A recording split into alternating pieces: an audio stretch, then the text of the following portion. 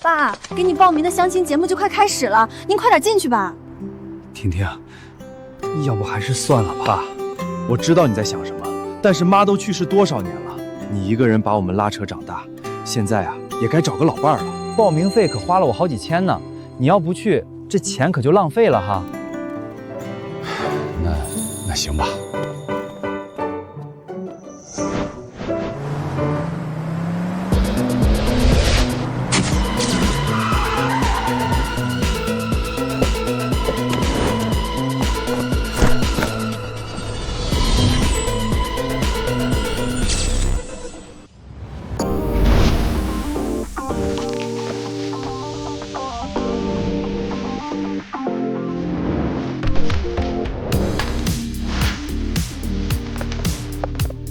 董事长，这83年的茅台，200年的山参，以及这50年窖藏普洱，该如何处置？送老宅去，记得藏好点，别让我爸发现。是。大哥二哥，我们几个隐藏了这么多年的身份，到底什么时候告诉爸？只要咱爸能找到一个真心跟他过日子的老伴儿，我们就可以坦白了。没错，真要有这么一个人，那我们三兄妹可以满足他的任何要求。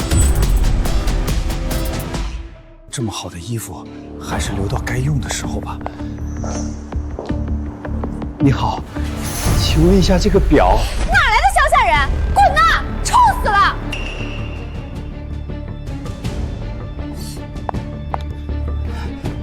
走开，别挡路！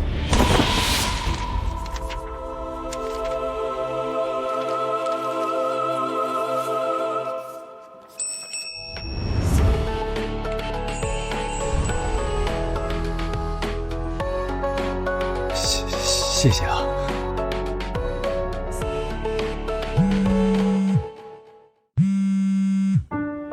我刚到呢，马上开始了是吗？我现在过来。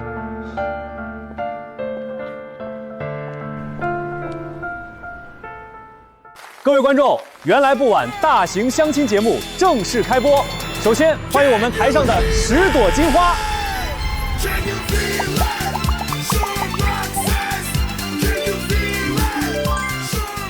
这节目女嘉宾的质量也太高了吧！参赛的男嘉宾有福了。能报名参加这种档次相亲会的男人，要么有钱，要么帅，不然哪有这个脸来？下面有请我们的1号嘉宾罗永正闪亮登场。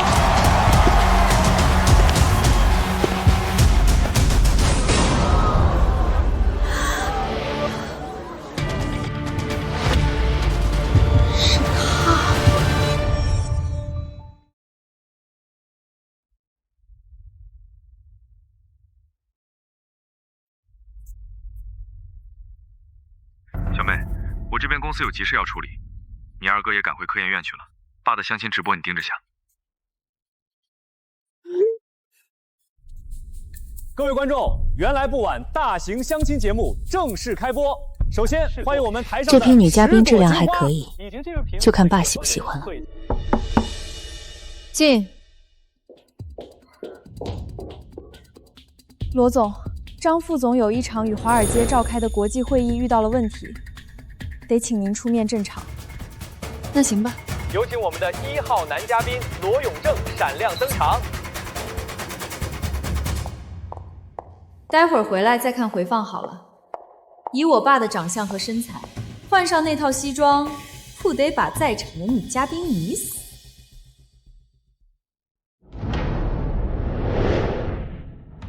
农村人，这节目组怎么什么人都找？他们不知道在场的女嘉宾个个都是高质量女性吗？一个农村人怎么可能配得上他们？谁知道呢？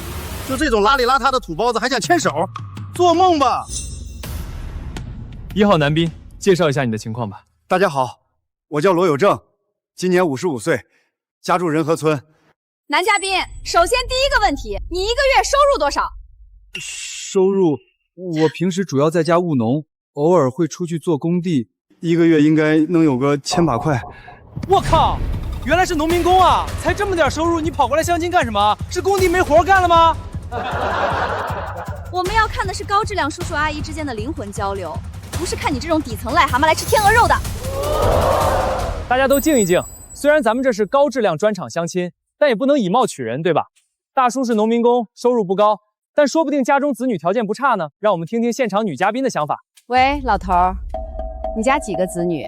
他们的收入是多少？我家2个儿子，1个女儿，都在城里打工呢。都打工，都没个当老板的，那就是没什么钱是吧？孩子们过得幸福，我这个当爹的不在乎他们挣得多跟少。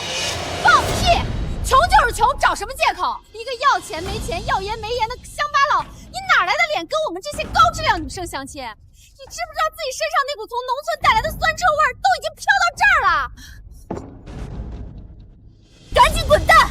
主持人，叫下一个上来。真是受不了，这种人怎么进来的？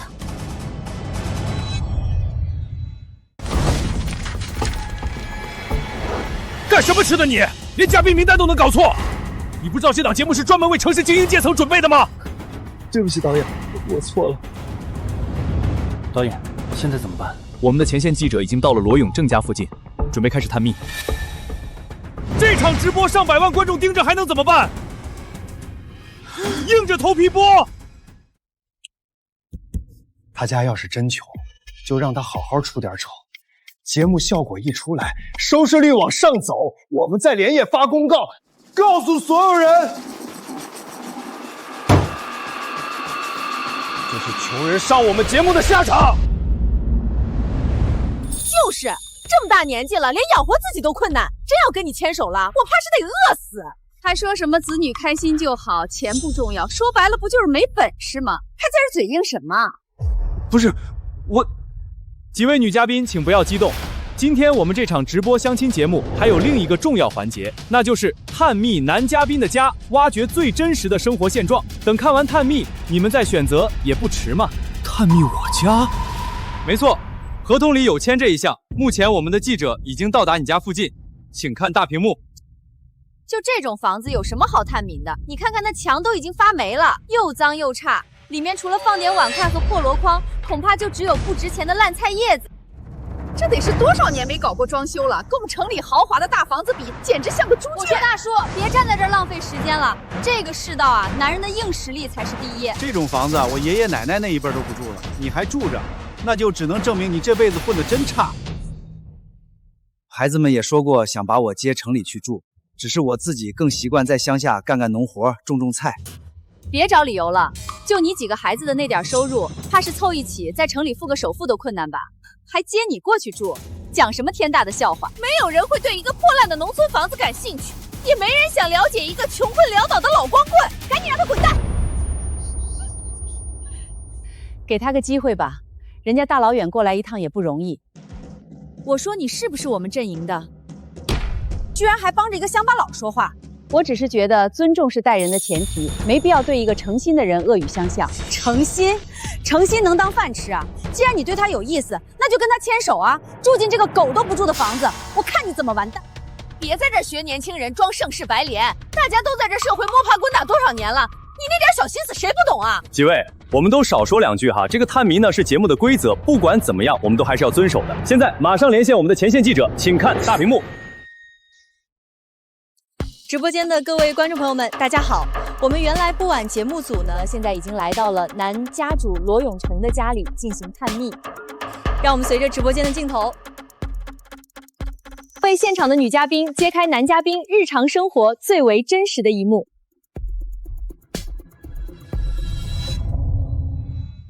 现在，让我们通过现场大屏幕近距离观察一下男嘉宾的实际情况。这种环境也能上直播，现在的标准真是越来越低了，看着就让人不舒服。这弹幕吐槽的一点都没错。就是，你们看看门口那张烂椅子，是人能坐的吗？要是真跟你过上日子，连张舒服的椅子都没得坐，这得是倒了几辈子的大霉。那张椅子是我大儿子送给我的，不管贵还是便宜，都是我儿子的心意，不是你说的什么烂椅子。你还敢反驳？烂还不让人说了？你，我怎么感觉在哪儿见过这把椅子？穷的滴血，嘴倒还挺硬。这种垃圾拿去劈当柴烧，我都嫌磕碜。你说是吧，哥们儿？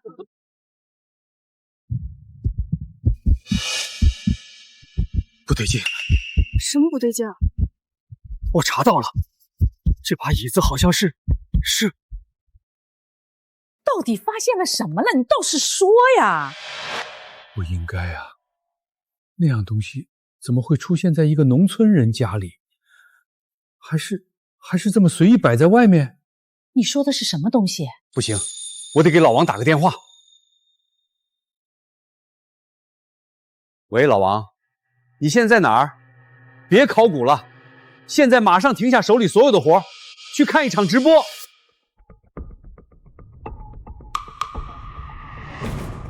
你发现了什么？倒是说呀！算了，估计是我看错了。那等传世级的国宝，怎么会出现在一个乡巴佬家里？幻觉，绝对是幻觉。我们现在进入男嘉宾的家里，继续探秘，请跟紧。哇，这么穷的吗？家里连个冰箱都没有。地上的是芋头吧？这玩意儿我家鸡都不捉。我怎么看着不像芋头啊？我们现在进入男嘉宾的家里，乱七八糟的东西，给我关掉！好的，会长。现在的这些相亲节目啊，就喜欢搞这种噱头。等等，芋头？不对，这不是芋头。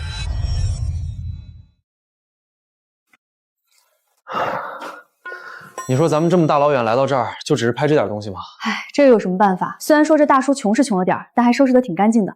行，你先歇着，我去上个洗手间。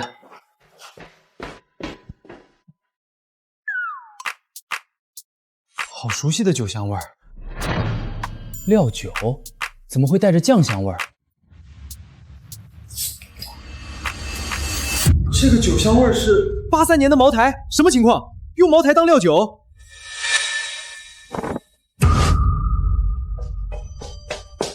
小李，你快看看这是什么？我在抽屉里找到的。劳斯莱斯、宝马、奔驰，一整箱茅台。好，各位女嘉宾，现在我们的探秘已经进行了一半，大家可以根据自己的情况选择留灯或者灭灯。若有留灯的，则直播继续。姐妹们，你们得记住，我们来这儿不是将就的，是来寻找幸福的。就我隔壁一56岁的小姐妹，离异带一个儿子，上个月刚嫁给一个30出头的富二代小伙，人家直接给她800万，在市中心买了套房子，把她捧在手心，怕化了。听说最近是又怀上了，所以咱们一定得奔着自己的目标去。像这种穷酸货色，我多看一眼都嫌作呕。这灯必须灭！好姐妹说的对，你瞅瞅你自己，既没钱也没个人样，穿得跟乞丐似的，没有任何的品味跟高级感，看着你心里都磕碜得慌。这个灯我也灭定了。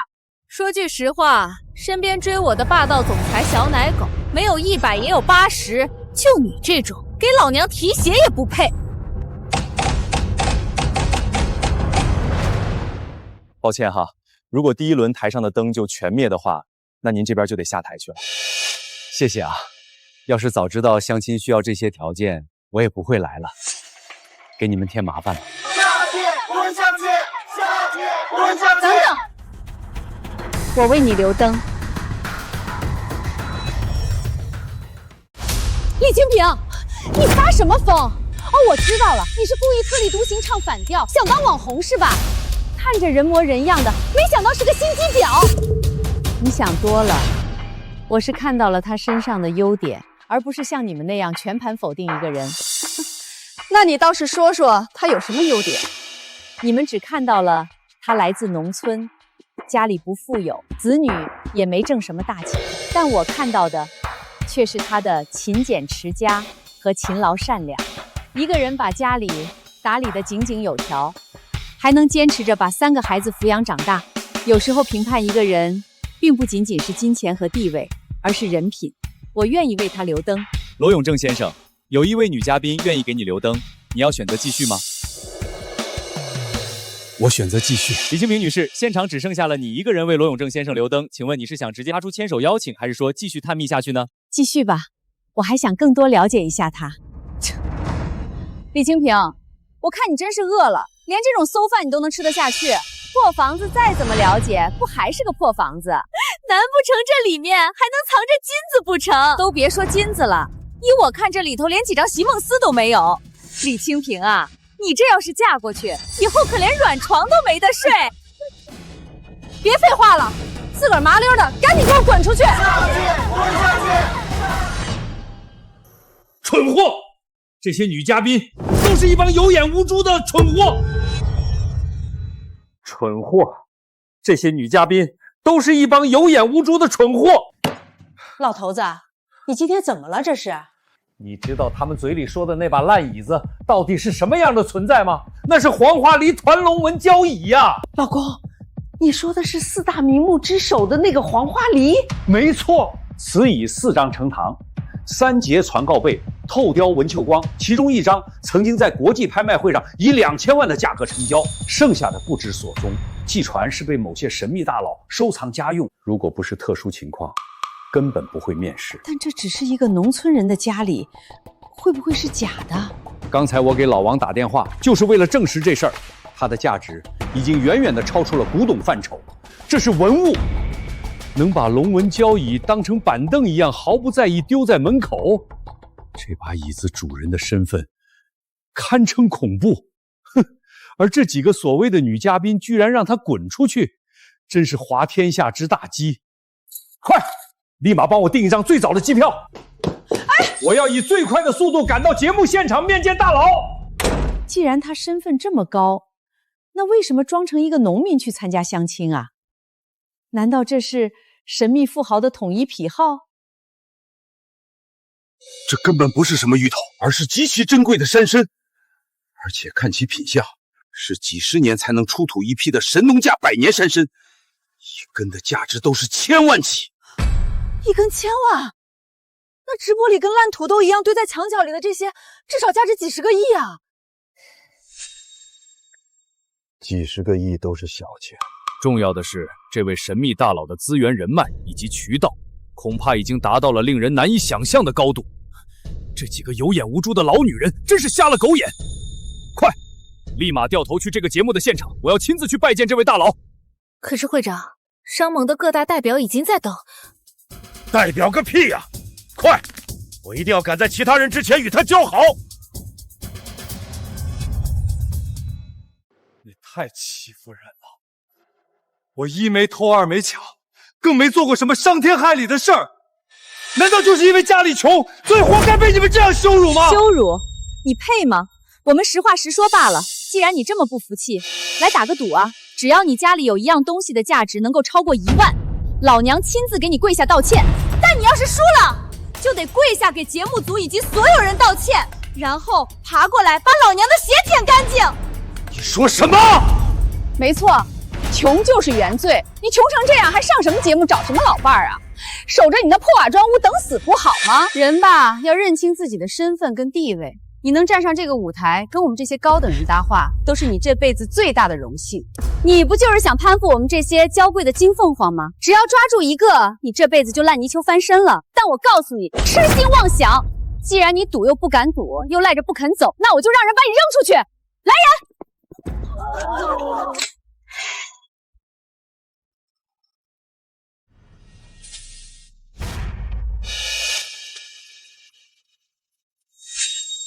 都跟我进入会场。是。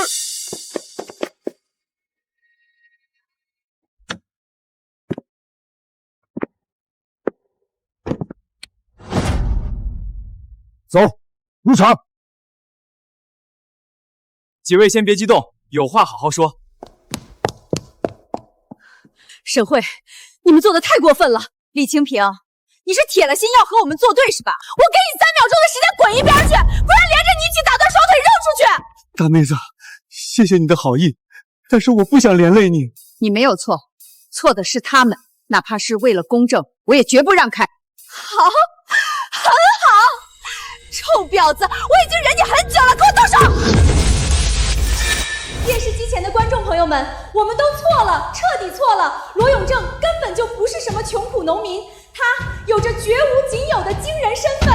请看我身后，这些事不可能，绝对不可能！一帮有眼无珠的蠢货，你们可知他是谁？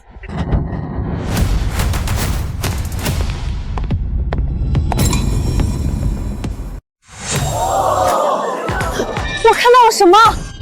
那居然是一箱茅台！看上面的标志，应该是83年的那一批，一箱至少也得值个100把万啊！不，旁边盒子里的那些车钥匙才更值钱，劳斯莱斯、宝马、奔驰，加起来得上千万呢！这到底是怎么回事？这个死穷酸货在家里怎么会有这么贵重的东西？你这是？我也不知道啊，这是我儿子给我买的料酒，说是这样包装好看点儿。83年的茅台当料酒，天哪，这得是多土豪才能干出来的事儿！那你说这些车钥匙是怎么回事？那盒子是我女儿带回来的，她说是让我在里面挑一挑。那会儿干农活去了，回头就把这事儿给忘了。这也能行？罗先生，我明白了，你一定是在玩欲擒故纵是吧？其实你就是个低调的富豪啊！完了，是我们看走眼了。假的，肯定是假的！你们可别忘了，酒跟车钥匙都可以造假。什么造假？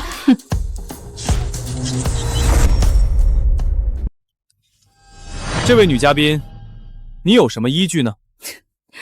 这种事情需要什么依据？市面上仿茅台的假酒没有1000也有800，你说那是茅台就是茅台啊？还有那车钥匙，一看就是打火机，这种东西网购一箱都只要10几块钱，也只有你们才会信这些小把戏。对，哪个正常人会把这么珍贵的茅台当料酒？这不就是为了博眼球吗？想不到你外表看起来老实巴交的，原来这么阴险。大家都看到了吧？像这种穷山恶水出来的乡下人，心思都是这么肮脏。我从来都没说过我家的料酒是茅台，都是你们在自说自话。还狡辩是吧？你知不知道买卖假酒是犯法的？来，现场的记者给他打假。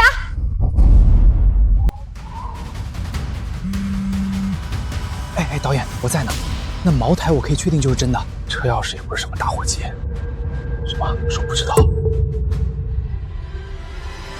各位直播间的小伙伴们，刚才的确是我们疏忽了，这箱茅台和这些车钥匙更像是假货，我们暂时先别看了。这些人真是糊涂啊！连黄花梨木椅都能随意放在外面的人，又怎会屑于伪造假酒和假豪车钥匙？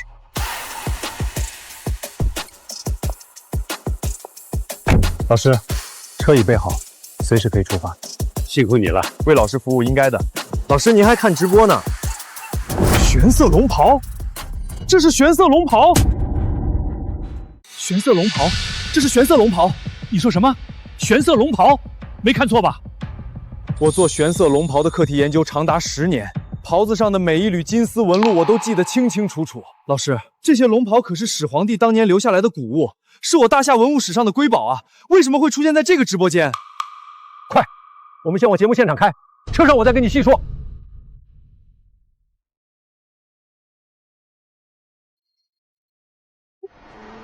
经专家鉴定，这批所谓的83年茅台全是赝品。瞎了狗眼，都瞎了他的狗眼！83年的茅台，每一瓶的瓶身上都有不可复制的防伪标志。我收藏了这么多年的茅台，能不知道吗？给我再开快点！5分钟之内，我必须要到达节目会场。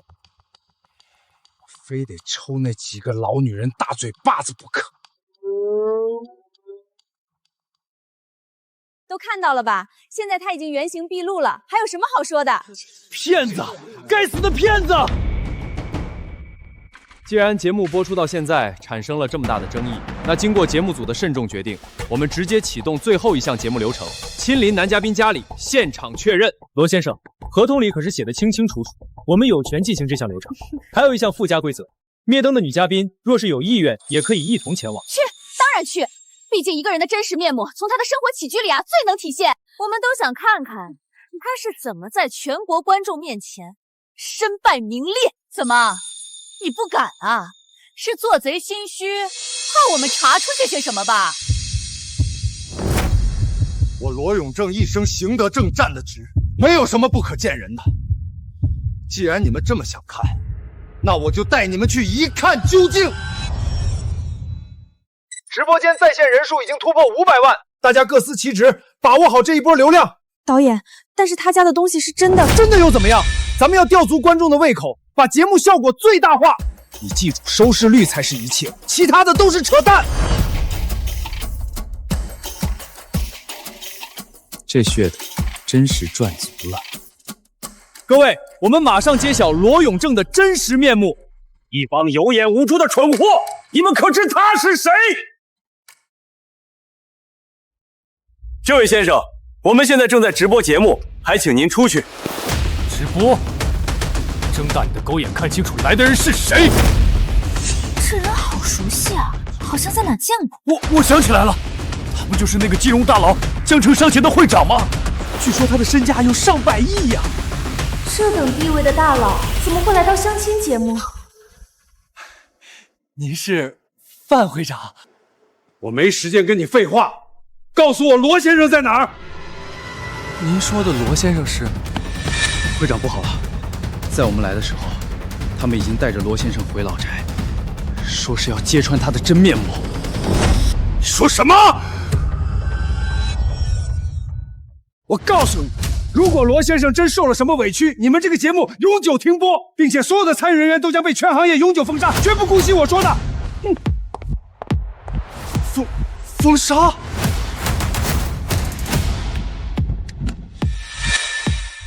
我是江城古董协会负责人，荣耀集团首席鉴宝专家谢生。这一位是我的老师，江城大学考古系郑教授郑有权。古董协会，郑教授。我知道郑教授，他可是大夏测评的4大国宝级考古学教授之一，威望堪比院士啊！他这个学生也不简单啊，能被古董协会和荣光集团同时聘请，地位极高。请问你们节目的那位罗永正罗先生如今身在何处啊？我试图有问题想向他请教一样。啊！又是一个来找罗永正的。你好，罗先生是去后台休息了吗？老师，你快看那儿！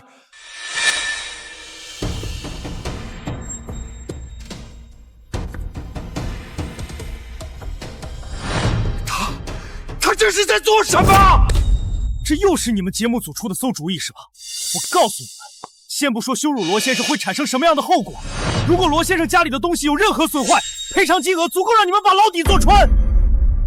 老师，我们走。你们真是一群乌合之众，若是那些文物因此遭到了破坏，你们就是整个大夏的罪人。我们怎么就成了大夏罪人了？完了完了，那个罗永正一定有了不得的大身份。周导，你快点来，我们节目要被封杀了！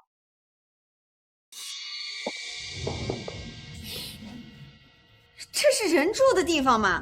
一股馊臭味儿。这地方比我想的还要破烂，看这墙角堆的什么玩意儿？这种东西我家狗都不吃。所以说是穷人住的地方吗？我儿子给我买的大别墅啊，车库都比这豪华。别泡了，这些东西都不知道被蟑螂老鼠爬过多少次了，想想都恶心，还喝呢。谢谢，我刚好口渴了。这是我小女儿给我买的老茶叶，你别嫌弃。这个茶叶的香味怎么有点熟悉？各位观众朋友，现在我们的女嘉宾已经来到了罗永正家里，那接下来鉴别正式开始。今天的国际会议到此结束，各位去休息吧。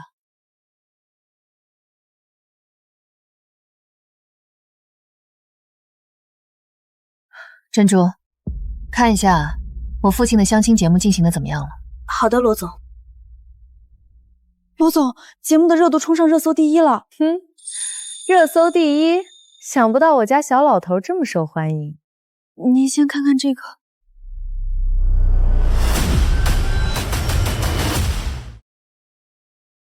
恶心的乡下人，虚伪的老光棍，敢这么侮辱我爸，他们这是在找死！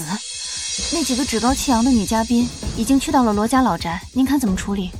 他们在节目上百般折辱我爸，必须要付出1000倍的代价。备车回老宅，我要让他们后悔来到这世上。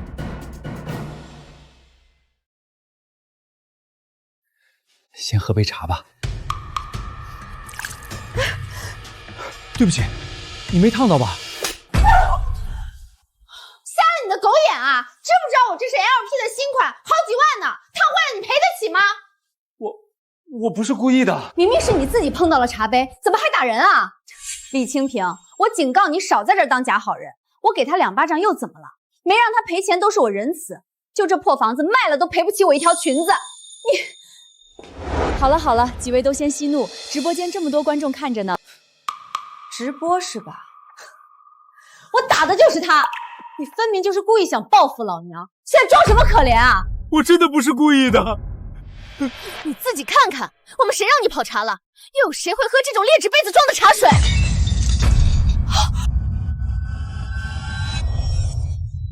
你干什么啊？这是我女儿送给我的。怎么着？我摔个杯子还得给你女儿面子吗？她算个什么东西？行了，不就是个杯子吗？大惊小怪的干什么？再说了，我们也不知道你这水干不干净，毕竟这穷乡僻壤的，环境可脏了。我都是打的山泉水，喝了几10年了，有什么不干净的？再说了，你们的祖祖辈辈不也是农民吗？为什么开口闭口就瞧不上农村呢？装，你就继续装！别以为我不知道，你这又是端水又是跑茶的，就是为了转移话题，想把你那些假酒假药是盖过去是吧？来，家人们都看好了啊！我今天就为民除害，这些假酒统统销毁！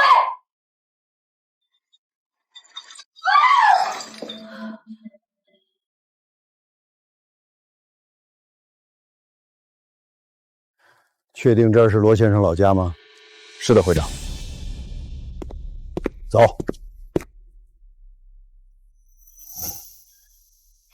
罗先生，江城商会范成才求见。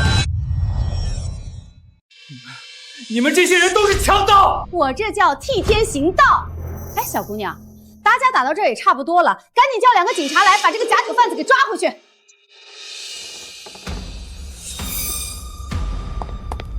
罗先生，我终于见到你本人了。啊，这是那一箱83年的茅台，为什么全碎了？罗先生，这到底发生了什么？你又是谁？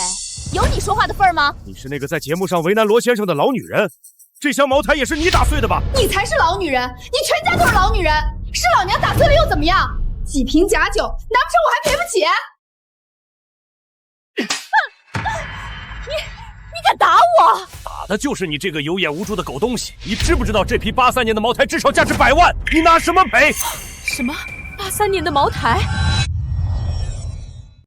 这老茅台可是有价无市的稀罕宝贝啊，竟然让你这种毒妇给毁了！还有这百年山参，每一株都是不可多得的极品药材，现在被酒打湿，也等同于废了。百年山参，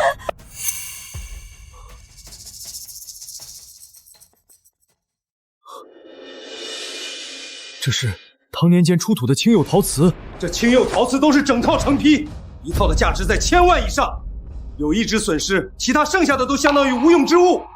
砸了茅台，毁了山参，又碎了这青釉陶瓷，就这几样东西，你起码得赔偿上亿。什么？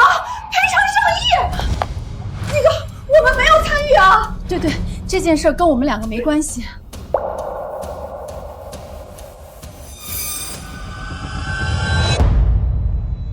你们2个什么意思？难不成你们还真相信他说的话？也不是，我说你俩到底长不长脑子，看不出来这是他请的演员吗？别以为你炸个2下我就信了你的鬼话。罗永正，你从哪找来这么逼真的戏子？差点把全观众都骗过去了。这位先生，我们直播间可是有好几百万观众看着呢，你还是实话实说，你到底是什么人？同志，谢谢你帮我解围，但这些东西都是我子女送给我的生活用品，加起来有个1000把块应该差不多了，怎么会成了上亿的宝物呢？罗先生这话是何意？难道说他现在还不想暴露身份？罗先生，您不想暴露身份的话，那我就不多说了。放心，我替你收拾他们。我不是那个意思。明白，完全明白。看，心虚了吧？越发证明他们就是在演戏。我告诉你，你不仅帮这个乡下人做假证，还打了我一巴掌，今天这事儿没完。没完！我范成才就算多打你几巴掌，整个江城又有谁能奈我何？我管你犯什么！总之你们这些杂碎，今天都没好果子吃。范成才，难道你是那位江城商会范会长？没错，是我。据说范会长身价过100亿，是当之无愧的富豪。老罗，你居然能与这般人物结识？身价100亿？放屁！吹牛也不先打打草稿。那位范会长可是位高权重的商业大佬，怎么可能会专程来拜访他这样一个下等人？先生，我再强调一次，我们这档节目是现场直播，造假是会受到严重惩罚的。直播间有江城商会的成员出来证实了，他就是范会长本人。这怎么会？我是什么人不重要，重要的是你们冒犯了罗先生，简直不可饶恕。老罗，你到底是什么身份啊？我能让100亿大佬无脑维护，这大叔到底是什么身份啊？那还用问，绝不是隐藏大佬啊！大叔还缺儿媳妇吗？我可以。直播间在线人数已经突破2000万了，还在涨。这可是打破了行业记录啊！从来没有哪档相亲节目有这么高的收视率。就算你是江城商会会长又怎么样？你懂古玩吗？懂鉴宝吗？你又不是专家，凭什么认定这些东西是真的？我能证明他说的都是真的。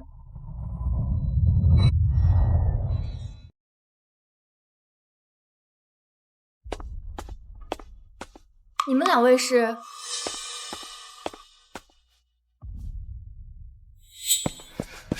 罗先生，我可算是找到你了。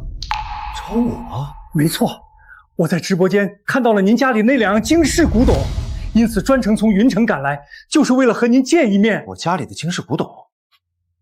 不，这套茶杯虽说珍贵，但还远远达不到惊世骇俗的地步。我说的是另外2样，这张椅子才是稀世重宝。这等品质，在所有面世的成品当中都属于上乘啊！罗永正，我不知道你用什么办法请了范会长到场，但我告诉你，这些东西就是一些上不得台面的破烂货。你以为找一个疯疯癫癫的老头过来神神叨叨2句，这些东西就能变废为宝吗？做梦！亏我们还差点信了你的手段，现在看来，什么价值过亿，那都是假的。疯疯癫癫的老头，都是假的。你们到底知不知道，站在你们面前的这位是什么身份？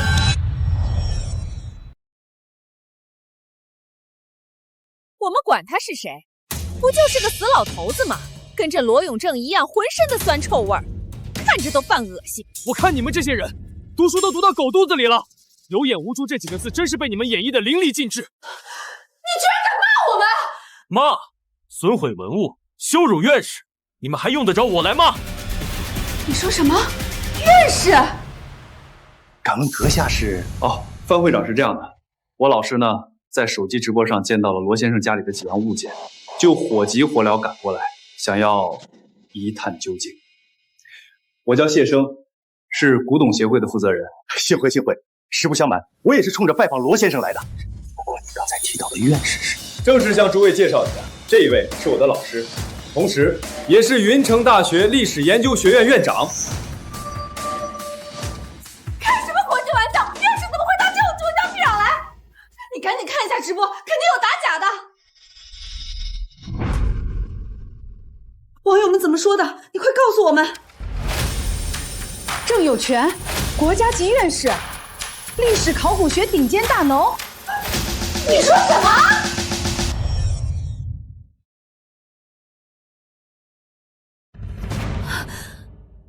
我在大夏的一套鉴宝节目里看过郑教授，当时他可是节目组请来镇场子的。我朋友就在云城大学历史系上学，刚刚叫他来看了，这就是他们院长，据说行业地位无敌。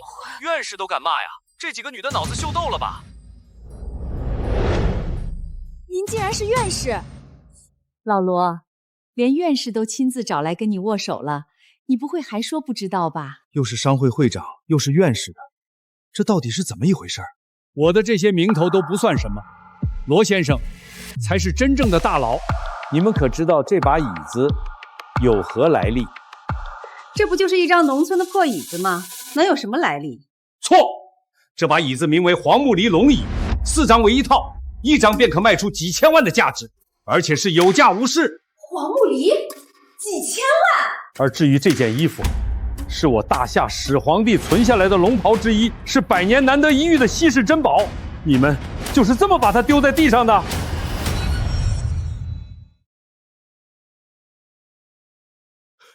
李院士，您说的是真的？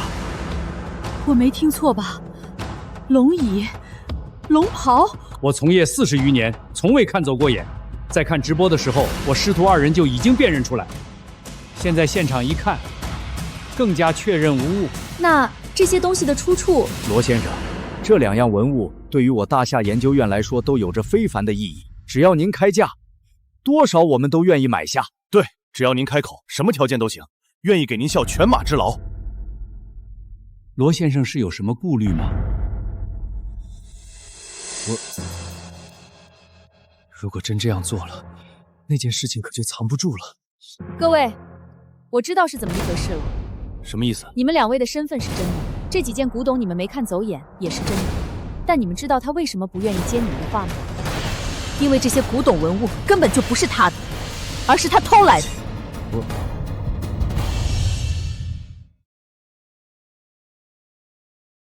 偷？没错。几位回想一下，从一开始他的反应是不是就不对劲儿？先是否认价值，然后又是吞吞吐吐。要是真干净，至于这么扭捏吗？对哦，一开始在直播连线的时候，他丝毫没有提过这2样东西。还有，谁家要是真有这等宝贝，不是供起来锁起来啊？他倒好，当废品一样乱丢。你们这样一说，那可全都对上了。不是这样的，这些东西是我儿子跟女儿送的，我根本不知道啊！还在那狡辩！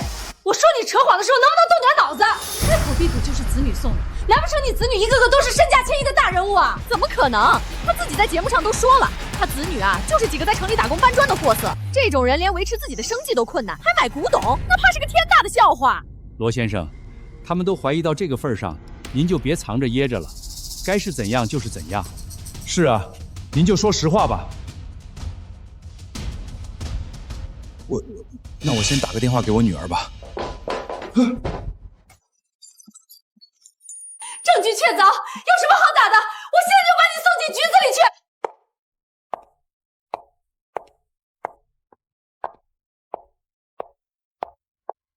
谁说要把我爸送进局子里去的？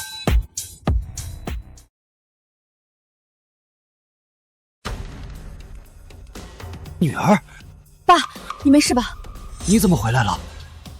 这帮人骑在你头上作威作福，我要是还不回来，恐怕他们接下来得杀人放火了。哎，我说你会不会说话？什么叫杀人放火？你爸偷了这么多名贵的古董，还不让人说了是吧？偷古董？什么古董？装！你继续装！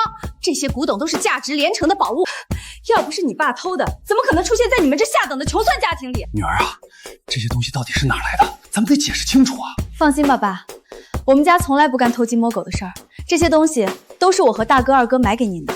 你们几个买的？这小姑娘家的别的不学，学着扯谎，你也不撒泡尿照照自己是个什么德行？就一个城里打工的，还敢夸下这种海口？你们说这个是不是就叫上梁不正下梁歪？我没兴趣跟你们争辩这些，现在立马向我爸赔礼道歉，不然你们承受不起后果。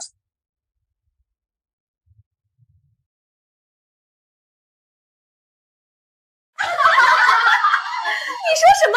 要我们道歉？小姑娘，你可得掂量清楚了。让我们道歉，恐怕你还没那么大的能耐。我本来以为帮我爸报名这个相亲节目能找到一个真诚对人的老伴儿，但是现在我想错了。你们这帮人个个都是势利眼，连和我爸站在一块的资格都没有。不仅如此，你们打碎的这些东西都要照价赔偿。您就是李阿姨对吧？谢谢您在节目上一直维护我爸，这是我送给您的见面礼，东西不贵，还请笑纳。闺女，你这太客气了。没事儿，保不准您跟我爸最后能牵手成功呢。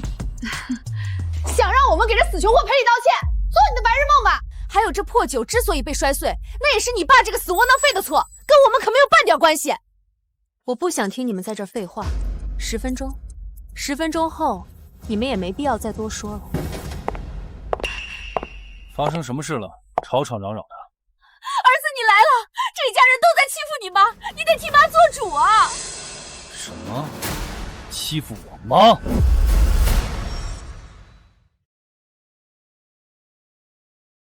是啊，这个老东西不仅欺负我，还叫来了他女儿帮忙，强迫你妈跪下道歉。好，很好。你们知不知道我是谁？敢这么折辱我妈，我看你们是活得不耐烦了。没错，你们听好了，我儿子那是卫明集团部门总监，位高权重，不是你们这些乡下的烂货能比的。哦，卫明集团总监？没错，我可是董事长一手提拔的直属亲信，你们得罪我，那就相当于得罪了卫明集团高层，这样的反扑你们可受不住。沈姐，原来你儿子这么厉害。是啊，卫明集团那可是7省第1财团，多少人想进去都没门路呢。你儿子居然还成了董事长的心腹，实在是太了不得了。那是，你也不看看是谁生的。我虽是江城商会的会长，但是在卫明集团这种庞然大物面前，还不够看啊！老师，我们现在怎么办？看看事态发展如何。我们首先得确定这些古董文物到底是从何而来。就你让我妈跪下道歉是吧？那我也给你2分钟，现在跪下来给我妈认错，然后抽自己10个巴掌。10个巴掌可不够，至少得抽100个。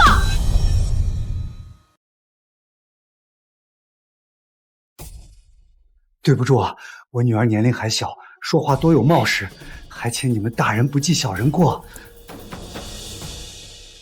爸，你不用求他们。女儿啊，我知道你是为了爸好，但是卫明集团是咱们整个江南最厉害的企业，哪怕是像范会长这样地位的人都不敢轻易得罪卫明集团的高层，更何况咱们这种农民家庭。爸，不用担心这种小问题。要是你知道自己的大儿子就是卫墨集团董事长，会不会原地是实话？一个小总监而已，在这里大放什么厥词？你说什么？小总监？我警告你，我的顶头上司可是刘志博刘副总，你信不信我一个电话就能让刘副总对你下达封杀令，让你从此在整个江城只能要饭？那你大可以现在就打。你说什么？不打是吧？行，那我来打。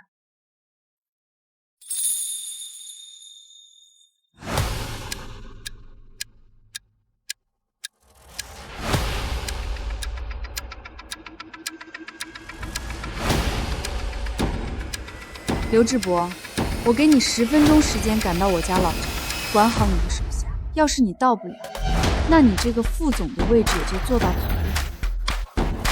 三小姐，发生什么事了？这是哪个不长眼的畜生敢惹怒董事长的妹妹？找死不成？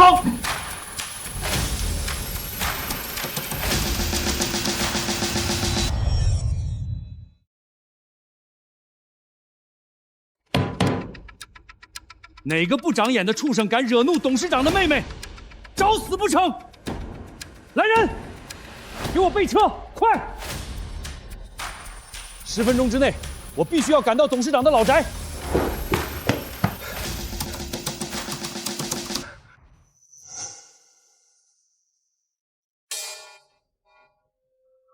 10分钟，你们还有10分钟的时间为自己的无知买单。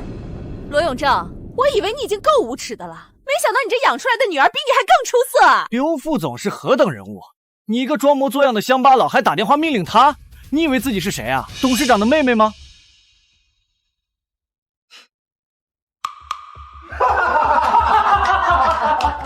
你自己好好看看，直播间多少人说你在耍猴戏，就承认你自己是个垃圾吧。还有6分钟。小姑娘，真就是真，假就是假，这些东西哪怕是你们意外得来的也没关系，只要说出实话，我会替你们求情的。孩子，没事的，不用看。阿姨相信你们绝对不会做违法乱纪的事情。谢谢阿姨你的好意。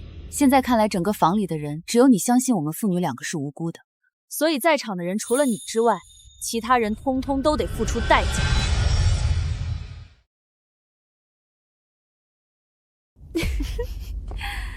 小姑娘年纪轻轻的，说话也不怕风大闪了舌头，让我们付出代价，你配吗？我对你的忍耐现在已经到达了极限，就再问你最后一遍，跪还是不跪？你算个什么东西？你配让我跪下？行。摄像机关掉，我要处理点事。我叫你关掉，听不懂人话吗？他是域名集团的高层，我们惹不起。各位直播间的观众，不好意思，我们这边有点突发情况要处理一下，所以直播暂停。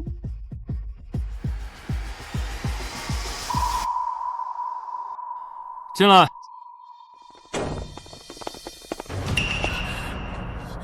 你想干什么？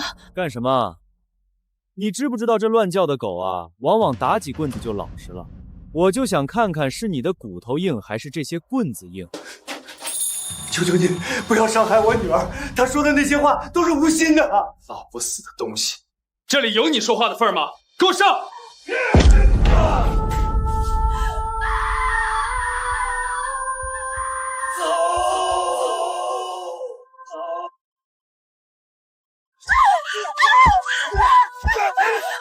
别打了，再打会出人命的！住手！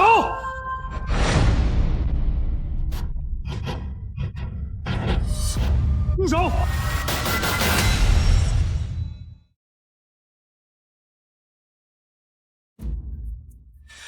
刘总，您怎么来了？发生了什么？刘总，您是不知道这一家子人品有多恶劣，在相亲节目上谎话连篇，大言不惭。这些古董全都是他们偷来的，还死不承认，并且还对我们裕民集团十分不敬。你说什么？没错，刘总，这一家子乡下人就是劣根劣种，坏到骨子里了。依我看，马上查封这里，然后把他们全关起来，押到牢里去定罪。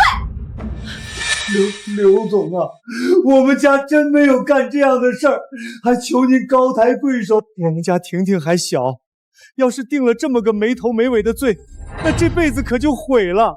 爸，我们清者自清，你不用求谁。事情的经过你也听到了，至于该怎么做，不需要我再教你。我听你这话的意思是在教刘总做事啊！我告诉你，再敢多嘴一句，马上就扔。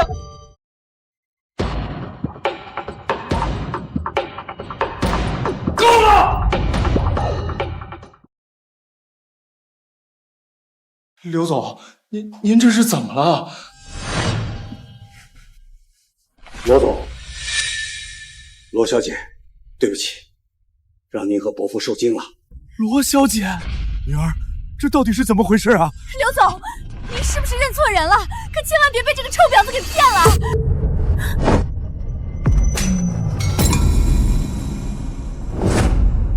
你再敢多说一句，我立马撕烂你的嘴！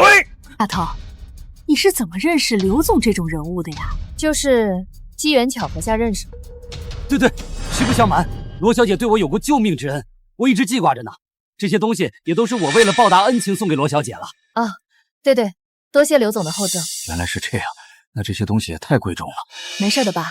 人家刘志博有钱，这么几样东西算不了什么。没错，伯父，您不用担心这个。这些东西对我来说虽然不算特别珍贵，但是绝不会允许人肆意破坏。今天你们要么赔上这些东西的钱，要么打断双腿。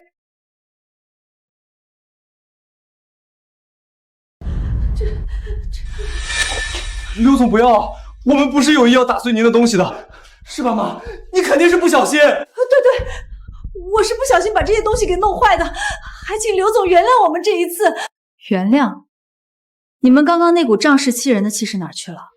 不是说有钱有势就能为所欲为吗？继续呗。冯百万，你身为卫明集团的员工，却在这帮着自己家人横行霸道，无所顾忌，你已经不配待在卫明集团。我宣布，从今日此起，你被开除了。不，刘总，不是这样的。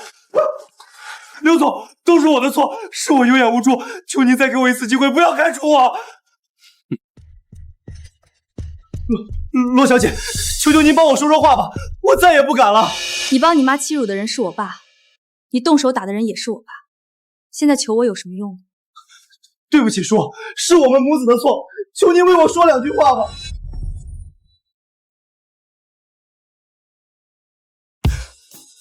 叔，我们是真知道错了，求您给我们一次改邪归正的机会吧。妈，你快过来跪下给罗叔赔礼道歉！啊，别我了，快点！对不起，之前是我们的错。罗叔、罗小姐、刘总，你们看我们母女两个都认识到自己的错误了，是不是能高抬贵手放我们一马？我保证以后绝对不会再犯。爸，这件事你来决定，想怎么做，按你的判断来就是。如果你们只是对我言语羞辱，或者打碎了这些古董，我都不会计较。但你们千不该万不该，不该对我女儿出手。所以抱歉，我不能原谅你们。罗叔，你听我解释啊，罗叔，罗叔，你们干什么？放开我儿子！罗叔，你们把他们拖出去，该怎么罚就怎么罚，任何情面都不要有。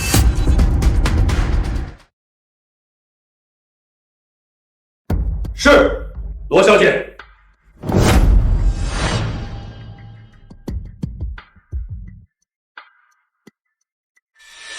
从今天起，你被革职了，并且永久逐出卫明集团。从今往后，与卫明集团相关的企业一律不得录用，并且我限你在今天之内赔偿罗小姐家里所有损失，不然就等着蹲翘子吧！把这对碍眼的狗东西给我扔出去！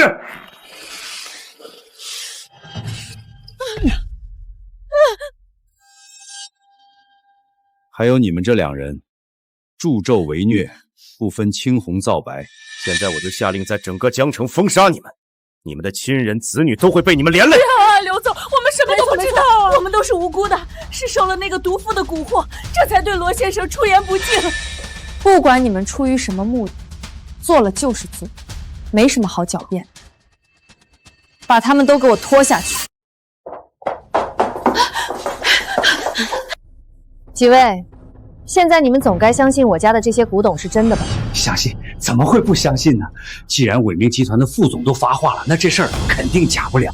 那就辛苦几位，回头帮我们证实一下这件事情的真假。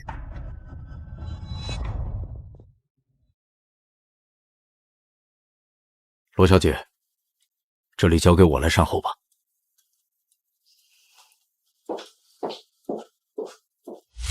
刘总，罗小姐真的只是您的救命恩人吗？是不是还有别的身份？不该打探的事情就少打探，以你们的身份与地位，还不够资格。怎么，还需要我派人请你们出去吗？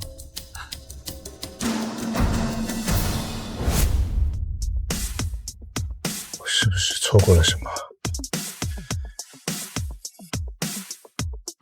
替我去打探一个消息。老师，这次是我们看走了眼，早知道就不花这么大功夫到这儿来了。我总觉得那罗先生不是个普通人物。看如今这情况，并非如此。去查查罗家的子女都是做什么的。是。只希望这一次没有认错人。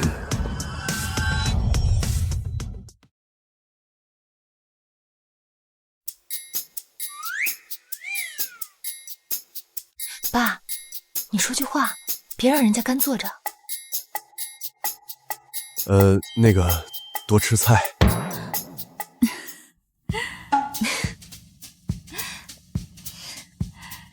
丫头，这次多亏了你，不然那帮人还不知道会放肆到什么地步。也得谢谢你啊，李阿姨。如果不是你好几次站出来维护我爸，他都被欺负惨了。毕竟我爸一直就是个老实巴交的人，嘴又笨，也说不过别人。说起这个我就来气，你爸明明是个很好的人，到了他们嘴里成了十恶不赦的坏人，我实在是看不下去了。那李阿姨，你觉得我爸很好在哪些点？淳朴、踏实、善良，还有真诚，比那些个油嘴滑舌的老男人好太多。那既然这样，你俩是不是可以牵手成功呀？啊！婷婷，别瞎说话。我没瞎说呀，李阿姨可是为你留灯了呢。李阿姨，现在到你选择的环节啦。你这丫头，不好意思啊，我家丫头说话直，你别介意。好啊，我选择跟你爸爸牵手。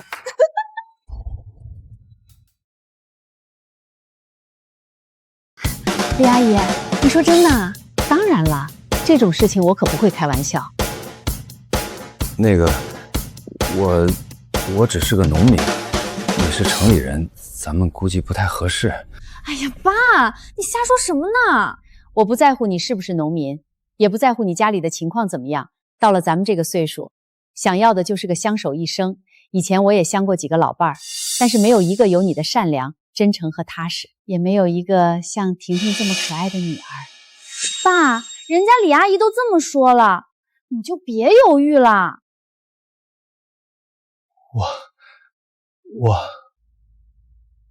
我们结婚吧。这么突然的吗？我都没带户口本。我带了。就这么稀里糊涂把婚结了？怎么了？不开心吗？不是，就觉得跟做梦一样。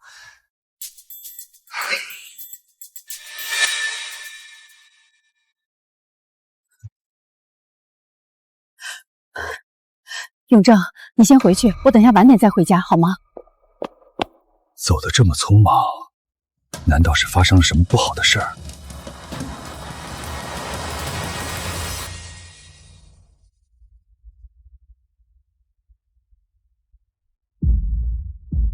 罗老，让您久等了。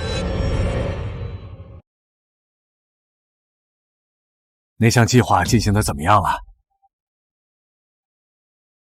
回罗老，在您几名徒弟的协助下，我们的高音速飞机以及光刻项目推进的非常顺利，目前已取得重大突破。那就行，也不枉费我花费心血带出了他们几个。罗老，您是我们大夏昔日的商界教父，是真正助推我大夏屹立在世界之巅的重要人物。您退了，是我们的一大损失啊！不管是国主还是首长，都希望您重新回归，执掌最高科研。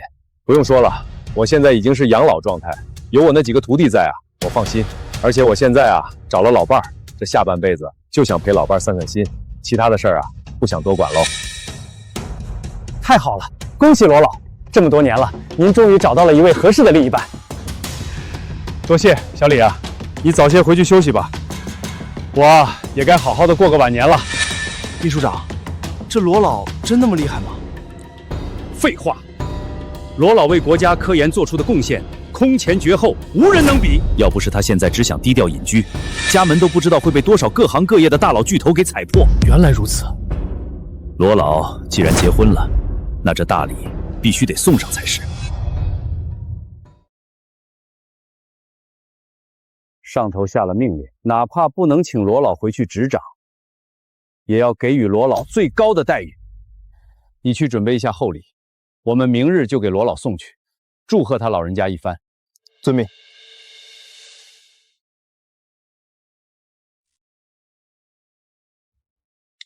妈，回来了。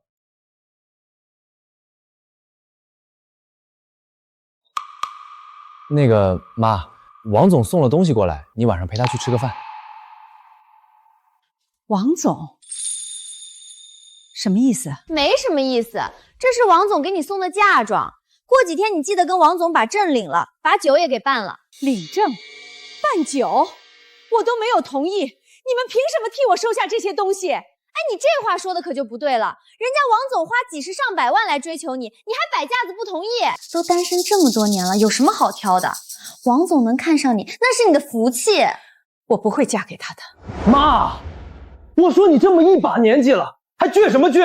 难不成你还想寻找爱情啊？对，我也找到了。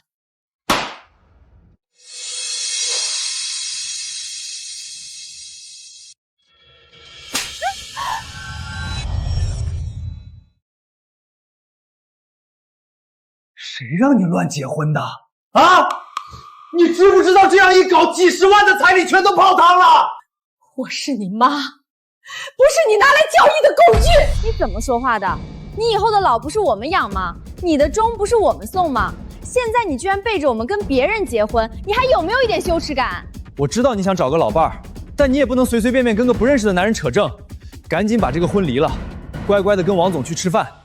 我是不可能离的，更不可能嫁给那个所谓的王总。那人到底给了你多少彩礼，让你这么死心塌地？他没有给彩礼，但是我愿意。没有彩礼，你就跟他结了婚？我看你脑袋是不是烧坏了？真以为自己是什么18岁的小姑娘啊？我们这个年纪就是搭伙过日子，要什么彩礼？这我可就说句公道话了，你这么便宜就把自己给嫁了，让我们两个怎么办？我们还指望着这彩礼翻身呢。那人什么身份？给了多少彩礼？他只是个农民，没有彩礼，我也不需要他的彩礼，只要能真心过日子，比什么都强。你们有手有脚的，不会自力更生吗？还老是想着我这个当妈妈给你们挣彩礼。你说这话我可就不爱听了。我们要你点彩礼怎么了？以后你死了，不还得我们来给你磕头？不然你尸体都没人给你收拾。我现在给你2个选择：第一，你去离了婚跟王总结；第二，你想办法搞40万彩礼来，不然你就滚出去！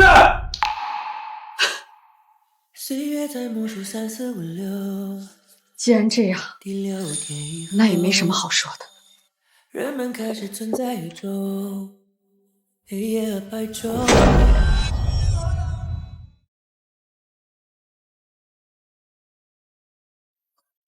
我一手带大的儿子，最后居然将我赶出了家门，还真是个天大的笑话。王胖子，你来这儿干什么？我来还能干什么？当然是想你了呗。我警告你，不要动手动脚的，我们2个是没有可能的。没有可能，老子给你家送了几10万的东西，就是为了把你带回家。你现在跟我说没有可能，玩我是吧？哎，走，现在就跟我回家。你干什么？他妈哪来的土包子，敢管老子的事儿，找死是吧？她是我老婆，你欺负我老婆还有理了？什么？你老婆？李清平，这到底是怎么回事？你把话给我说清楚。没错，我刚结婚不久。好啊你，为了躲老子，居然找了个农民工当幌子。李清平，你真是好本事啊！我不管你今天拿什么借口来搪塞我，反正老子彩礼已经出了，你必须跟我走。我警告你，做人不要太过分，你再动我老婆，我就对你不客气了。哎，我说你个土老帽，还敢跟我起高抢了啊！哎呦，松手！王三，我从来都没说过要嫁给你，你就死了这条心吧。还有你说的那些什么彩礼，我1分都没拿，都在他们那儿。你想要回来，你去找他们。好，很好。既然你们要把事情做这么绝，那就给我等着。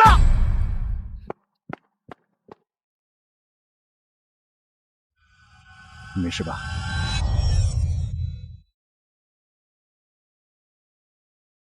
我没事儿，谢谢啊。要不是你及时出现，恐怕我就……不用这么客气，我们现在都是夫妻了。哎，对了，问问你为什么提着行李箱出来？家里是发生了什么事儿吗？没什么，我是打算搬去和你住呢。走吧。村里那个房子太旧了，我怕你住不惯，所以在附近啊租了一套，咱们以后就住那儿。走，我带你去。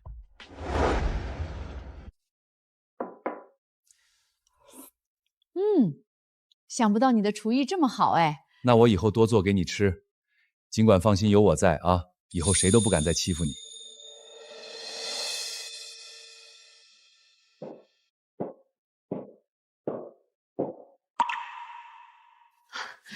大哥、二哥，你们来啦？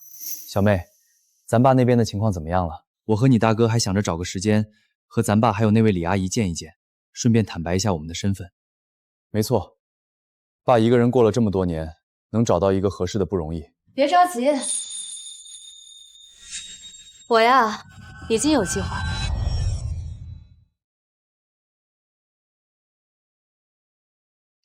永正呀，你晚上想吃什么？我去买来给你做。什么都行，只要是你喜欢的呀，我都吃。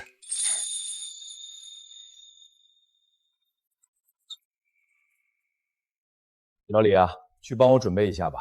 明天我要在江城举办一场盛大的求婚仪式。隐藏身份这么多年，现在也时候该向世人公布了。青婆，既然你选择了相信我，那我一定会让你成为这个世界上最幸福的女人。你是说要为他们俩举办一场盛大的求婚仪式？没错，你们想想，咱爸孤达了这么多年，好不容易找到一个合适的老伴儿，该有的仪式感都得给他们补上。刚好能趁着这个机会公布我们的身份，也是时候让咱爸从老家搬到别墅来了。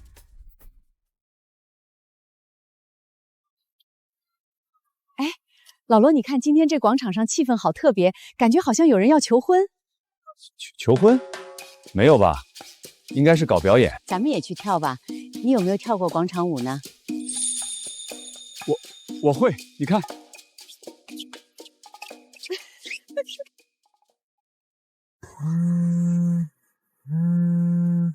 我去接个电话。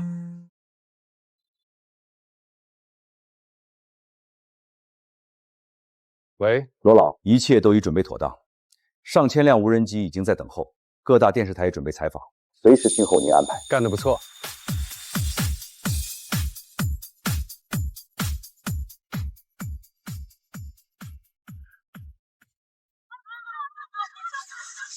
抓着你了！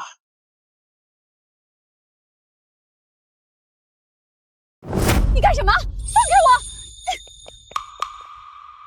王三，我已经警告过你了，我们俩之间是不可能的，不要再纠缠我。李清平，我们之间呢有误会，我都找人打听过了，你相亲牵手的那男的就是个破种地的农民，你呀肯定是被骗了。我想做什么跟你没有半点关系，请你离开。我句句都是实话，你不信自个儿打听去。跟着他为农村受苦，那不如跟着我吃香喝辣。就算没有他，我也不会跟你在一起，就死了这条心吧。我说李清平，老子给你脸了是吧？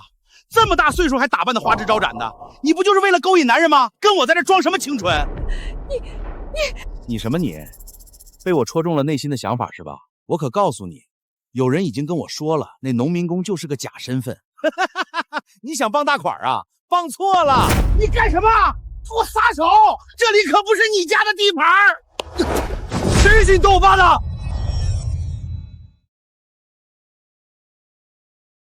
儿子闺女，你们俩咋来了？爸，咱们家这彩礼什么女人找不到啊？你非得守着这朵烂黄花菜干什么？就是臭婊子！别以为我不知道你在玩什么手段，你不就是想用这种欲擒故纵的法子吊着我爸，然后把他身上的钱统统骗走吗？我听不懂你们在说什么，请你们离开。哎！我说你俩就别添乱了。我年轻的时候就没能追上她，现在老了一定得把她搞到手。爸，这个女人傲得很，你搞不定的。看着吧，用不了1个小时，她就会乖乖来到你爸身边，挽着我的手。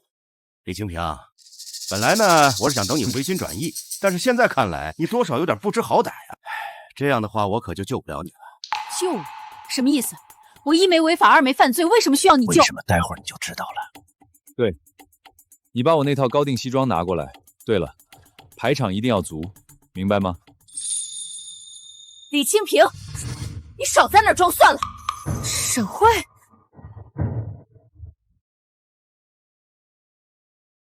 你怎么会来这里？我怎么会来这儿？你先问问你自己啊！死骗子！要是我再不来拆穿你，你恐怕这辈子都沉浸在骗局里面出不来了吧？骗局？什么骗局？哼，还装不知情啊？行，今天我就给你清算清算。那个死农民工的女儿根本就不是什么大人物，就是个被刘志博包养的小三儿。你说什么？据说你还和那个死农民工结婚了，李清平，你还真是蠢到家了。个靠小三儿上位的家庭能好到哪儿去？你们想干什么？干什么？哼，这旧账我不跟你翻。但是吧，我们就事论事，这个地儿是我们交际语团训练的地方，不是你这种跳低等广场舞的人能待的。识相的话，就赶紧给我滚！这个地方我们每天都来，凭什么让给你们？就是，哼，凭什么？就凭我们个个都是工薪阶层，是富太太，而你们只不过是一帮低贱的大妈，有什么资格跟我们站在一块跳？你怕是不知道吧？我们3个都相到了满意的对象，尤其是张姐，她现在的老公可是宝富集团的高管，月收入10万以上，还不止呢。净说张姐老公啊是宝富集团高层的亲戚，那个地位可了不得了。再看看你嫁了个家里锅都揭不开的穷酸佬，你们现在的身份地位啊天差地别，还不赶紧滚开，给张姐让道！看到了吧？你要是嫁给我，就能和张太太他们这种高档人一起跳交际舞，不然你就只能跳这种烂俗的广场舞。不管你们说什么，我都不会让，跳什么舞都没有高低之分。更何况这里本来就是公共场所，谁也没有资格霸占。敬酒不吃吃罚酒是吧？今天这位置你让也得让，不让也得让。我也再说最后一遍，不让。就是不让。李清平，我已经给过你机会了，是你自己要找死，可怪不得我。你们干什么？快住手！这么喜欢唱反调是吧？跟我死里打！认不认错？认不认错？不知天高地厚的东西，敢惹老娘！我告诉你，今天收拾完你，明天我再去收拾罗永正那个死乡巴佬。我就让你们两个知道惹我的代价。他在跳广场舞的时候不小心被刀划伤了，应该没有人会怪我吧？你要干什么？别过来！你们要干什么？给我住手！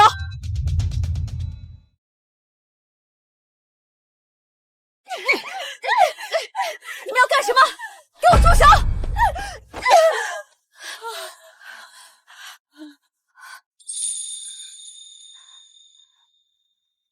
李阿姨，你没事吧？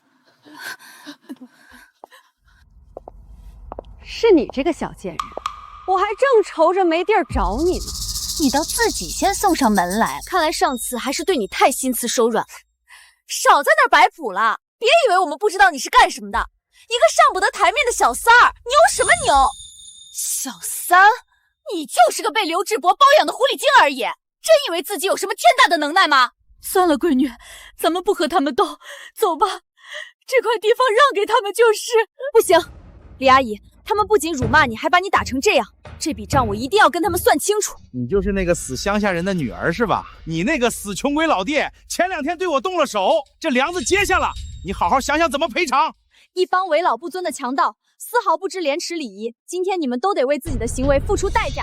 你个黄毛丫头也敢在这口出狂言！姐妹们上，给他点颜色瞧瞧！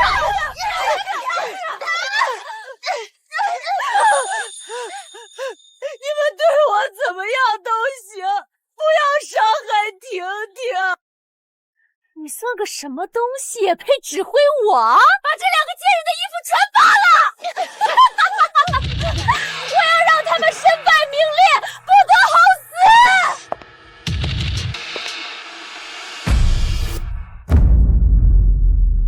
你们在干什么？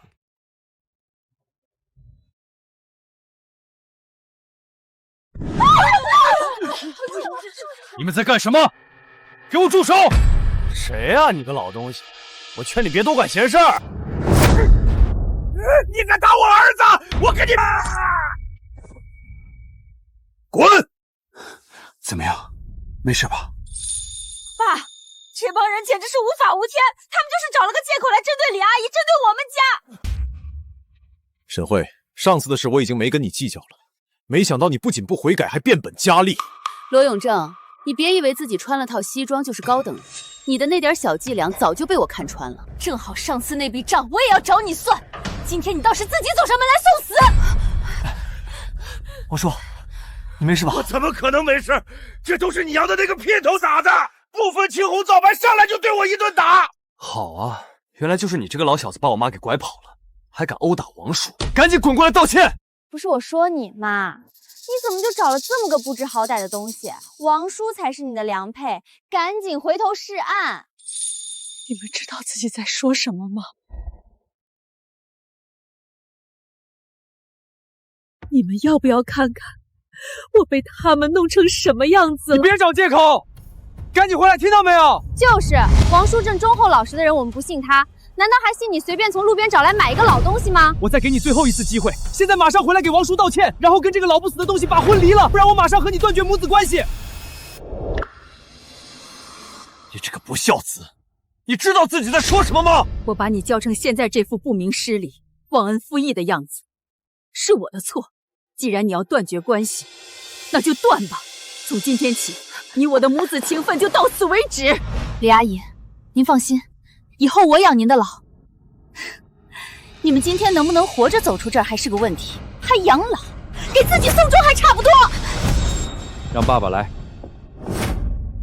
今天所有参与到欺辱我老婆和女儿的人，全部都得站出来赔礼道歉，不然后果自负。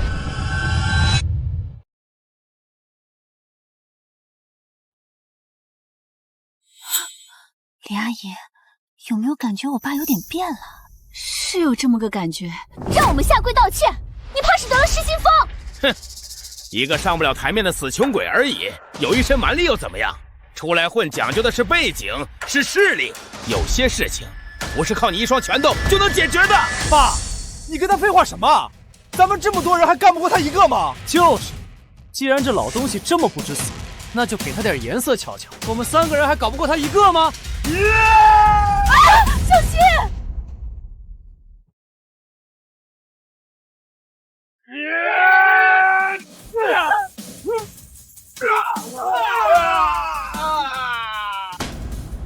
爸，你这也太厉害了！老罗，你这身手是什么时候学的？没什么，干农活的时候练了点力气，也不是很厉害，但是对付这几个家伙绰绰有余。我警告你啊，别过来！怎么着？你还想打女人啊？我从不打女人，但是我不介意教训一下没有品德的人。是谁敢欺负我亲爱的？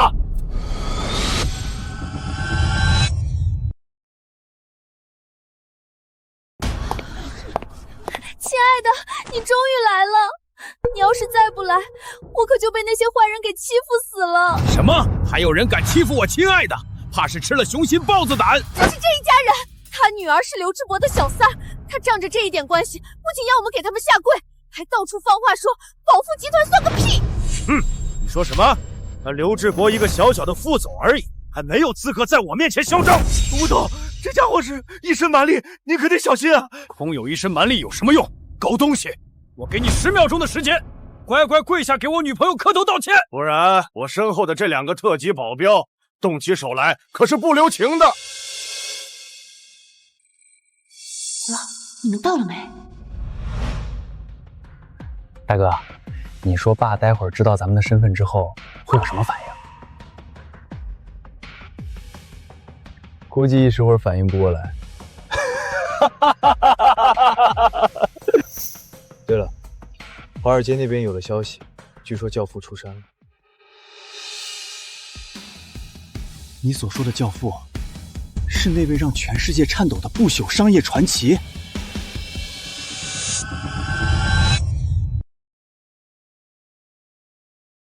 ？10几年前，世界金融危机，教父带领我大夏打赢了这场国际金融战，帮助我们大夏树立了在世界金融界举足轻重的地位。那一次之后，他便销声匿迹，如人间蒸发。没想到时隔多年，竟然重新出山了。是啊，教父对于我们的影响无比深远。大夏几大集团，像裕民、宝富以及其他几家，都是在教父的扶持下才登顶巅峰的。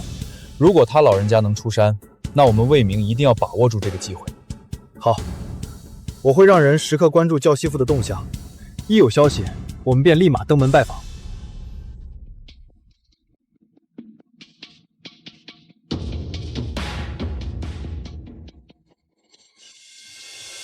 怎么了？加快车速，3分钟内我要到达目的地广场。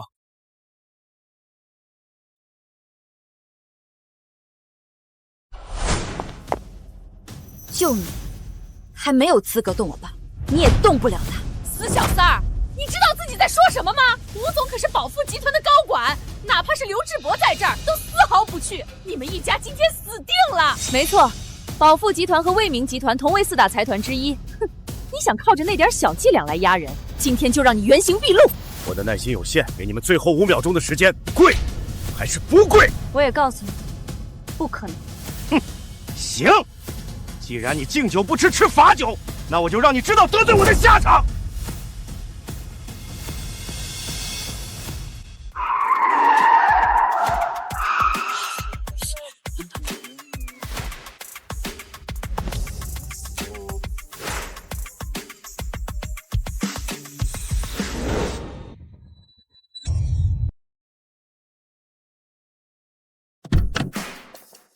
我看你们在找死！我倒要看看，今天谁敢动我爸跟我妹妹！大哥、二哥，你们来了！小妹，这到底是怎么回事？那帮人就是曾经在相亲节目上刁难咱爸的。这一次，他们不仅来找咱爸的麻烦，还顺带着把李阿姨欺负惨了。老婆，这是我2个儿子，罗文周和罗文敏，还没正式介绍给你认识呢。你们2个咋一起来了？爸，待会儿再跟您细说。您是李阿姨对吧？我是罗文敏。文敏你好。李阿姨，我是罗文坚。您放心，今天这儿但凡欺负过您和我爸的人，通通都不会有好下场。哥，还有我，这几个坏东西从头到尾都没打好主意。小子，别以为请几个演员搞点阵仗就能把老子唬住。我可告诉你，老子是宝富集团的高管，你想跟我斗，恐怕还没那个本事。对，哪怕你们的靠山真的是刘志博，但放到现在还不够看。刘志博，你们不会觉得我罗家是他的手下吧？难道不是吗？有什么好笑的？我笑你们无知且白痴。你们给我听好了，卫敏集团是我们罗家的产业，而我大哥就是卫明集团现任董事长罗文谦。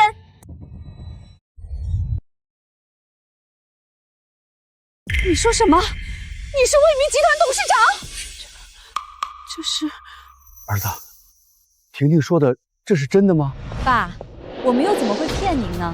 实话告诉你吧，其实这些年啊，我们一直在隐藏身份，为的就是让你有个接受的过程。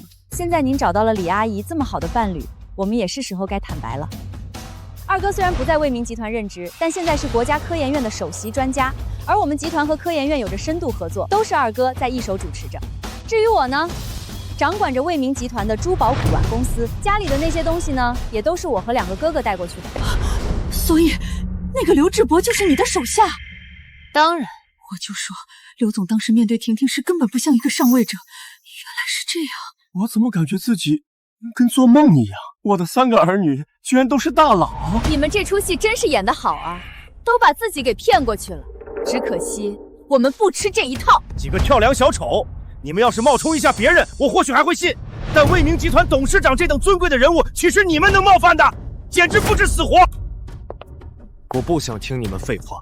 2分钟，若是2分钟，你们无法用行动取得我家人的原谅，那你们将会失去一切。小子，你少在这吹牛了，我们可不是被吓大的。你们还真想把这出戏演到底啊？省省吧，就你们这散发着穷酸子味的一家人，还想让我们失去一切，做什么春秋大梦？先不说吴总的实力如何，就光是我都已经是1000万身价，名下的店铺也有10个8个，而我这2个姐妹也是上千万的财富傍身。你拿什么让我们失去一切？大哥，我来出手。不，你出手，至少需要半个小时才能完成指令，但我需要他们立刻完蛋。发动域名集团最高封杀令，3分钟，我要让其生效。不是，我说你真的撞上瘾了是吧？还封杀令，我看你就是欠抽。一屋子神经病。还有2分钟。儿子，你们真的没骗我？放心吧，爸，到这个时候呢，我们哪还有心思跟您开玩笑？几个小兔崽子瞒你爸瞒这么久，我说死乡巴佬，你不会还真信他们都是大佬吧？你要真信了，那就是全天下最大的笑话。 30秒，还有模有样的，要不是知道你们家的底细，我还真信了。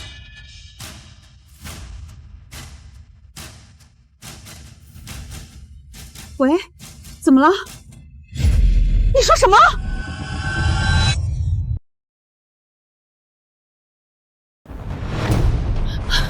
发生什么事了？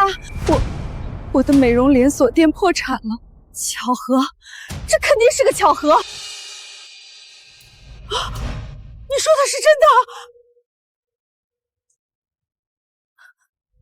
你又怎么了？这是？沈姐，我的公司也被强制执行破产了。你说什么？你说什么？这怎么会？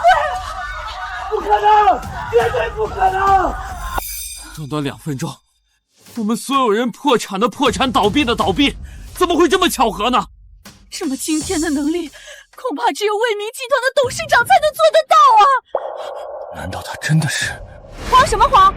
哪怕他真的在你们的产业上做了手脚，又怎么样？都是些小生意而已。像我这种身价上亿的，他可动不了手脚。妈，到底发生了什么？我们公司的20几个股东全部撤资，所有合作伙伴全部毁约，公司瞬间破产啊！你说什么？妈，到底发生什么事了？难道说……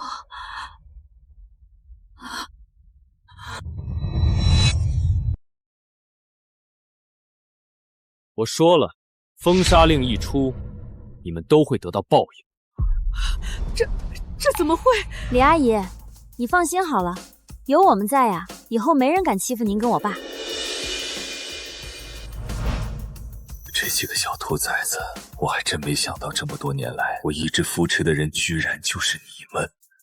妈，现在该怎么办啊？是啊，张姐，我们要是破产了，那下半辈子可就没有活路了。哼，有什么好慌的？吴总，你有办法？亲爱的，你没事吗？我当然没事，哪怕他真的是裕民集团的董事长，也动不了我分毫。小子，可别怪我没提醒你们一家人，想动我，那就等死吧！大哥，为什么集团的封杀令对他没有生效？我也不清楚。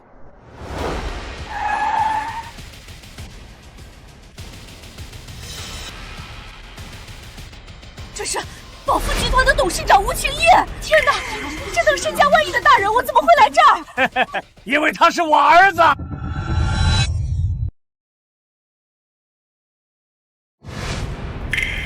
宝富董事长，亲爱的，你只说你是领导的亲戚，没说你儿子就是这么大的领导啊！没错，我现在不装了。爸，是哪个龟孙子说要你破产？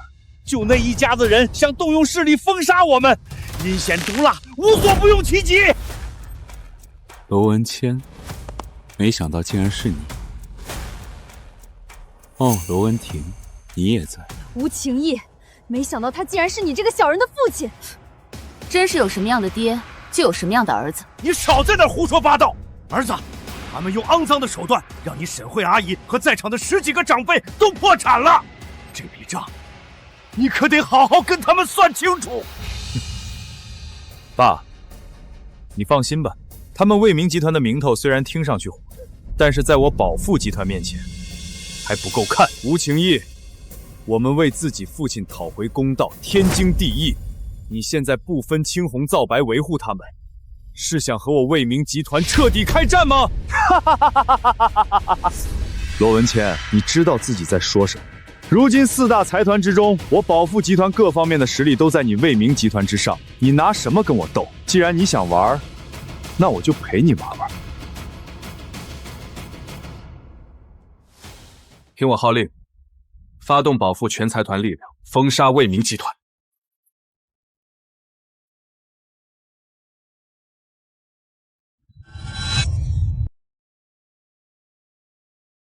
你说什么？没什么，就是让你看看我和你之间的差距。我保富发展到这个阶段，早就想吞并卫明集团了，只是一直找不到合适的时机。今天这不就给我送上门来了吗？看到没，区区一个卫明集团而已，他一只手就能拿捏。那可不，宝富集团如今可是4大财团中顶尖的存在，整个大夏无人是其别乱说话！4大财团之上还有教父呢。对，教父那才是整个商界至高无上的第一传奇。我看你们真是不要脸到了极点。是吗？我看你的嘴能硬到什么时候？怎么了？你说什么？哥，不好了！宝富集团联合其他8大世家对我们发动进攻，如今我们的股价数值已暴跌了80%。这该死的吴灵义，他恐怕是早就瞄上了我们集团，如今只是找了个借口罢了。大哥，研究院的高薪人才集体跳槽，整个实验室的运转瘫痪，新品怕是交不上了。啊！这要是交不上，我们要赔偿几个国际财团的天价违约金。不仅如此，科研室的声誉将会遭到前所未有的重大打击，以后恐怕再也无法和其他顶级财团竞争。孩子们，你们是不是遇到困难了？没事的，爸，这些事我们自己能解决。是的，爸，您放宽心。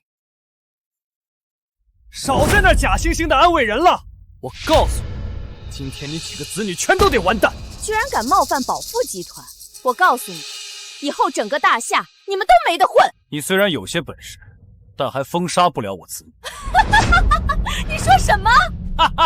就凭你们家这几个废物，你在开什么国际玩笑？赶紧跪下来，给我儿子赔礼道歉，不然你连怎么死的都不知道！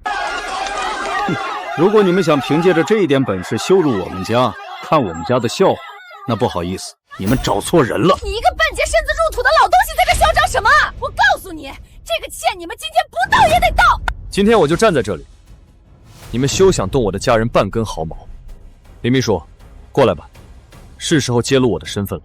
看不出啊，你这货平常装的老老实实的，现在居然摆着最大的谱。依我看呢，就应该把他们的手脚全部打断，然后扔出去，这辈子都别想再跳广场舞。行了，我的耐心也到此为止，把这些个碍眼的家伙都给我敲断双腿，扔出去。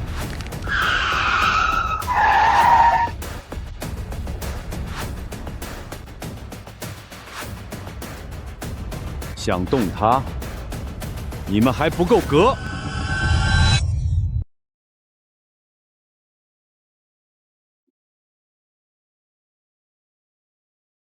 大人，这发生什么事了？宝富集团吴氏父子用肮脏的手段打压我儿所在的裕明集团，并且还扬言要将我们全家手脚打断。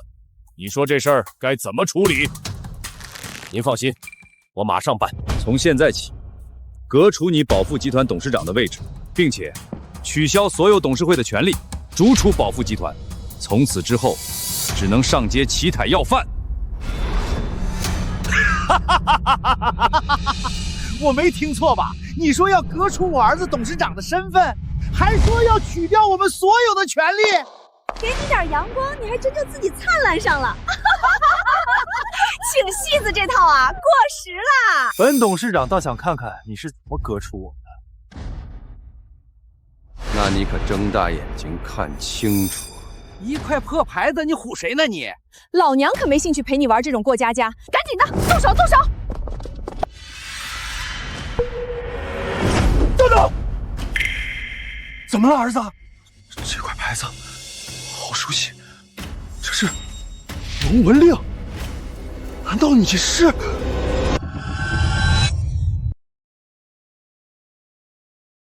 他是什么？天，那可是教父手底下的头号心腹，那可是高高在上的大人物啊！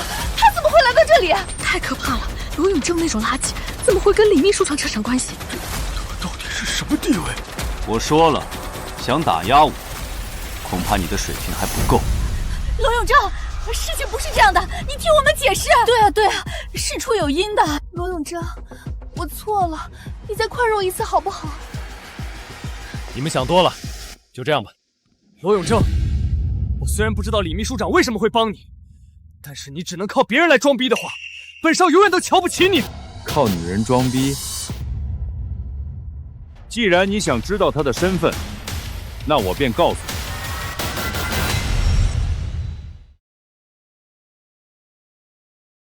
听好了，罗老就是20年前的教父。大夏教父！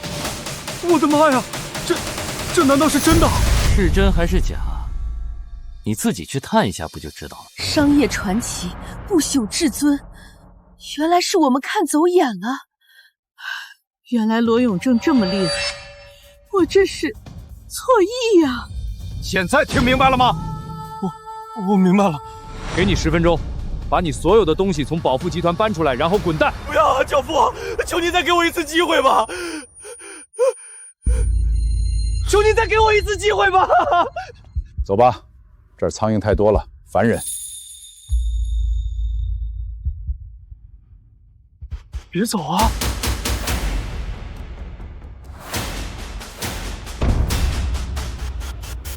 无上教父，恐怖如斯啊！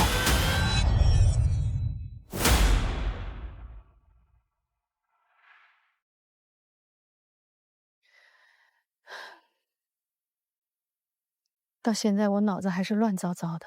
当初相亲演播厅里，所有人都拿着你的衣着收入挖孔你，一口一个乡下土包子。谁能想到，你居然是人人都要恭敬3分的大夏教父。这么大的身份，你安安静静藏在村子种地10几年，心里该藏了多少难言之隐啊！当年我爱人走得早，外面商界各方势力纠缠不休，到处都是算计和纷争。那时候3个孩子年纪都小，我顶着教父的身份，根本没办法让他们安安稳稳长大。可我只是个普通中年妇人，没什么过人之处，真的不会觉得我配不上你吗？什么配不配的？到了我们这个年纪，钱财、身份全都是虚的。他们早就提前打理好了私人礼堂，我们开过去就能举行婚礼仪式。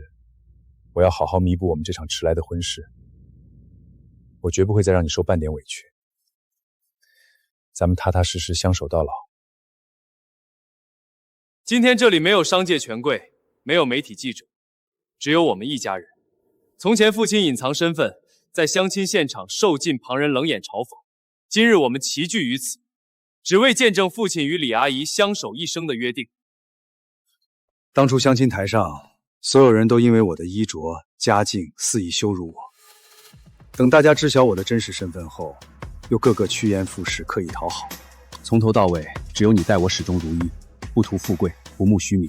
我早已看淡所有名利财富，往后余生，再多产业，再多珍宝，都比不上你陪在我身边。我向你保证，这辈子绝不会再让任何人为难欺负你。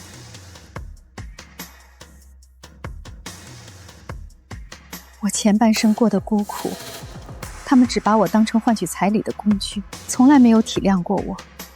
我不奢求大富大贵，只求往后3餐4季，我们2个互相体谅，平平淡淡走完剩下的路。我有3个懂事孝顺的孩子，还有身边真心待我的你，我这辈子再也没有任何遗憾。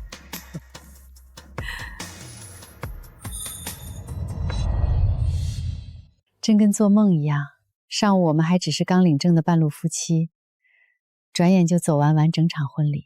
不是梦，往后每一天，我都会实实在在陪在你身边。今天孩子们忙前忙后，又是布置场地，又是准备首饰，我心里实在过意不去。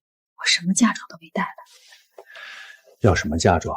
你的真心就是最贵的东西，单凭这一点，多少金银珠宝都比不上。我只是看不惯旁人仗着身份随意践踏别人尊严，换作是谁，我都会开口说公道话。没想到能换来你们一家人这般善待，就是这份不图回报的善良，才让我认准了你。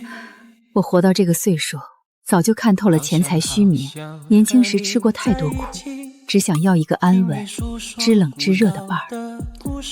以后再也不会让你吃苦。乡下的小院我会留着，城里的别墅也随时能住，想去哪里散心，我都陪着你。那你那些产业、科研相关的大事，不用回去处理吗？我怕拖累你。从前操心事业是为了孩子，如今孩子们全都独当一面，不用我再费心操劳。